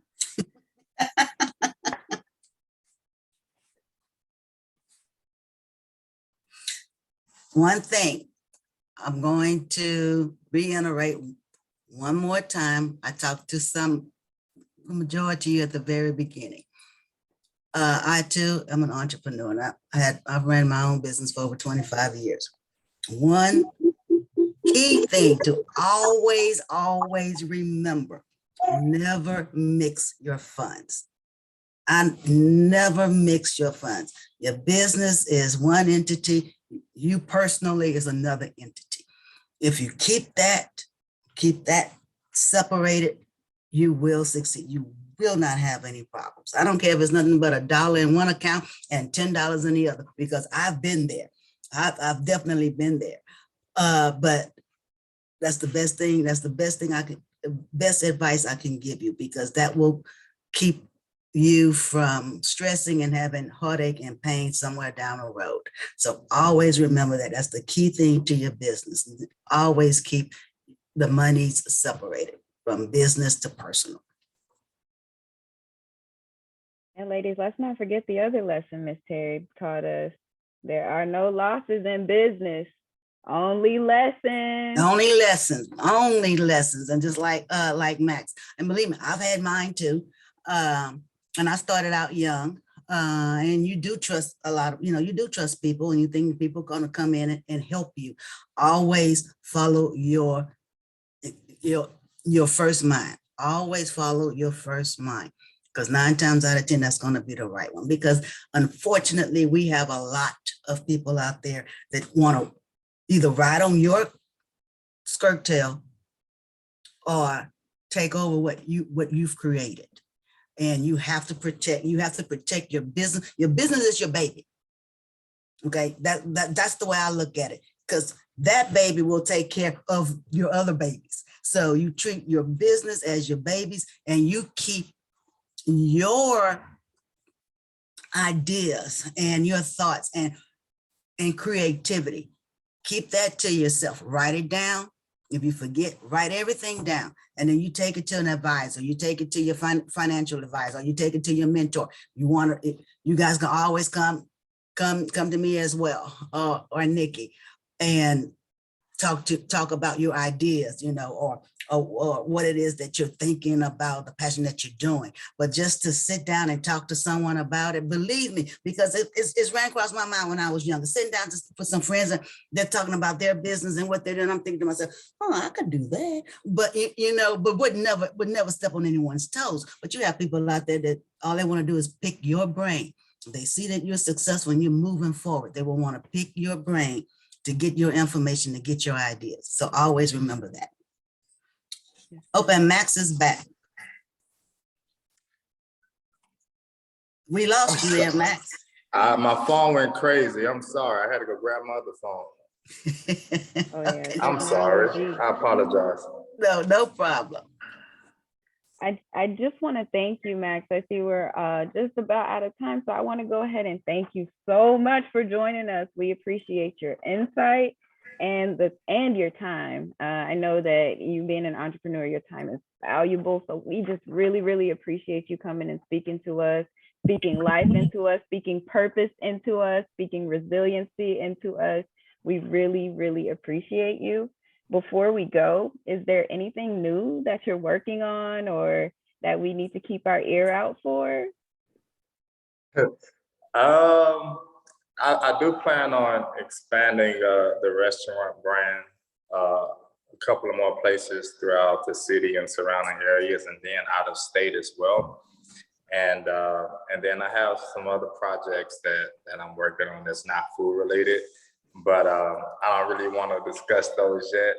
But anytime, I will say this: anytime any of the ladies or anyone for that matter, they have any questions or need to contact me for anything, I'm always, willing.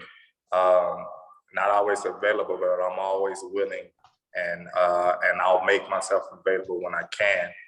So anybody that wants to reach out and needs to reach out, have any questions, have any business ideas, you want to be one of the people that send me a proposition on a certain day, for me to look at, for you guys, I definitely will, and so I don't know if they can hear me or not, but for sure, because one of the things that you want to make sure you do is study people who are doing what you're trying to do. That's how you kind of curve the process of getting to where you want to get to. And so try to, find people who you can look at and be a student under to curve your process in order to get to where you want to get to at a more efficient, pace. And so I'm always available for when I want to be available. So for you guys, I'll make myself available because I'm just excited about everything. I hope I didn't miss any of the rest of the pitch as far as the winners and everything, because I'm going to stay on so I can see it.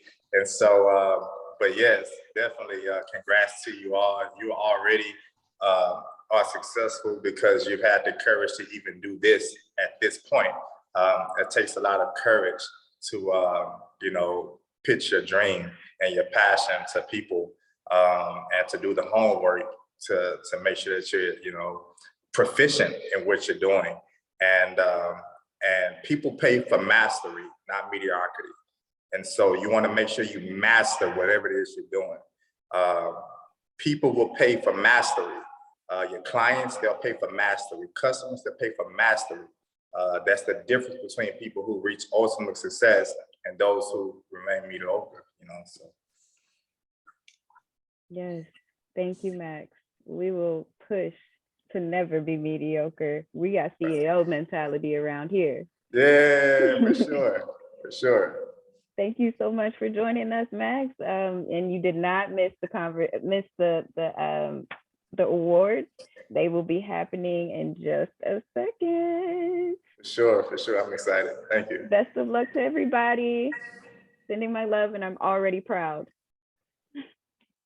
Thank you so much, Max, for sharing with us about your story and your amazing business ideas, and for Nikki and Terry and the participants as well for talking about, We360 and how it's been so beneficial for them and their communities. And so, yeah, great conversation. And next, we're going to go ahead and get into our award ceremony. So first, I want to congratulate all the pitch competition contestants. You all did an amazing job. The judges had a really hard time picking, and as Nikki said already, I'm very glad that I'm not a judge because you all, your businesses sound really amazing, important, and necessary. And so, so I'm going to present it or give it over to Gina to present our awards to you all. Thank you so much. Incredible job. everyone. So just congratulations for making it here. And getting, past the initial application and just being here and pitching your businesses that you've been working on, essentially your babies. I know it's not an easy thing to do. So thank you. It was tough. It was not, and as you see, based on the timing, it was not easy to deliberate. All of you were, oh, sorry, I'm seeing a message from Josh. Oh, sorry. All of you were fantastic and compelling. There was no debate about that. And each of your ideas, were quality, and your presentations were just solid. The decisions were really difficult, and so to help us, what we did is we actually used a rubric to be as objective as possible and to go on points based on different components of your pitch and your business model. And as said before, unfortunately, we'll only be able to award 3 cash prizes today, but you're all winners.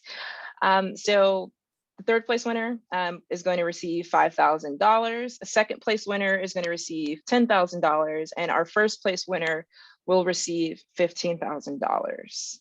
So without further ado, I'm really excited and honored to present our third place winner, who is Fallon Lopez. Congratulations, Fallon. Yay! Go Fallon! Woo! Thank you. Oh my gosh, thank you so much, y'all, for believing in my vision. Thank you. Yeah, of course. And yeah, these were not easy decisions. Like these are fractions of a points really made a difference here. The next, we have our first and second places. Winners, again, it's so close, like fraction of a point. Like we had to debate and really do a lot of math in a short period of time. And so as I said, it was very difficult. And so our first and second place winners, not in any order, are Laurel Woods and Cecily Folilove. Both of you have fantastic companies and you represented them incredibly well. So I'm sure you probably want to know who was actually first. So I don't know if are we going to do a drum roll? No? Okay. So in the first annual YWomen Startup Pitch Competition, first place goes to Cecily Folilove. Thank you, Cecily, and congratulations, Laurel, for placing second. So You're muted, Cecily. Sorry, I'm so excited. I'm like, can I scream right now? This feels like a dream. Oh my gosh. Oh my God. My heart is beating so fast. I am so grateful for this opportunity. I am so grateful for you all believing in my vision.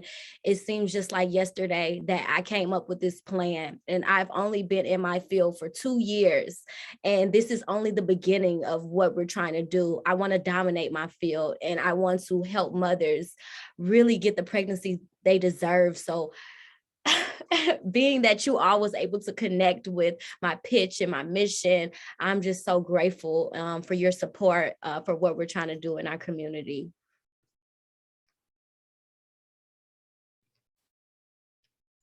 congratulations. Yes, Yeah. congratulations to all of you, because you are all queens, you are all winners. But to our 3 from this competition, congratulations to each of you. I'm very, very proud of you. And I just want to say thank you so much for this beautiful opportunity. Thank you so much for believing in my business. My main goal is to shed light on fitness and life coaching and how important it is to incorporate fitness into your daily living and to bridge that gap. So thank you so much. Yes, ladies. Okay, thank you guys again, and I'll hand it back over to the YWCA team. Thank you so much, Gina, for presenting the awards to our winners, and congratulations to our winners as well as all of our participants. Again, you all did an amazing job. It was a difficult decision, and we really appreciate you again for sharing your businesses with us. And thank you all to those that participated in the competition, our judges, our speakers, those that helped behind the scenes as well. And for those that came and saw our awesome pitch competition participants. Thank you, thank you, thank you. Yeah. And if we don't have any more, Nikki, do you have something to add? Did you want to add? Yeah, I wanted to tell everyone thank you for coming and logging in. Jasmine, thank you. Caitlin, thank you. These two ladies worked so hard helping me, and me helping them. We couldn't have done this without you ladies. And I just want to make sure that you guys know that I appreciate everything that you did for our cohort and everything you did for this pitch competition. It means the world to us. And thank you. Thank everyone for coming. Thanks.